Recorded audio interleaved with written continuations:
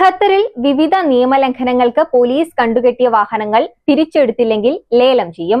3 മാസത്തിൽ കൂടുതൽ കാലയളവിലേക്ക് കണ്ടുകെട്ടപ്പെട്ട വാഹനങ്ങൾ അവയുടെ ഉടമകൾ തിരിച്ചെടുത്തില്ലെങ്കിൽ അവ ലേലം ചെയ്യുമെന്ന് ഗതാഗത മന്ത്രാലയം അറിയിച്ചു.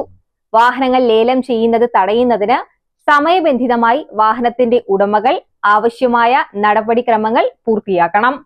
ഇതിനായി ഇപ്പോൾ ഗതാഗത മന്ത്രാലയം സമയപരിധി അനുവദിച്ചിട്ടുണ്ട്. ജൂലൈ 15 ചൊവ്വാഴ്ച മുതൽ 30 ദിവസമാണ് സമയപരിധി അനുവദിച്ചിട്ടുള്ളത്. ഈ കാലയളവിനുള്ളിൽ പിഴയും ഗ്രൗണ്ട് ഫീസും അടച്ച് മറ്റ് നടപടിക്രമങ്ങളും പൂർത്തിയാക്കി ഉടമകൾക്ക് വാഹനങ്ങൾ തിരിച്ചെടുക്കാം. ഇതിനായി ഇൻഡസ്ട്രിയൽ ഏരിയയിൽ പ്രവർത്തിക്കുന്ന വെഹിക്കിൾ ഇംപൗണ്ട്മെന്റ് സെക്ഷൻ സന്ദർശിക്കാവുന്നതാണ്.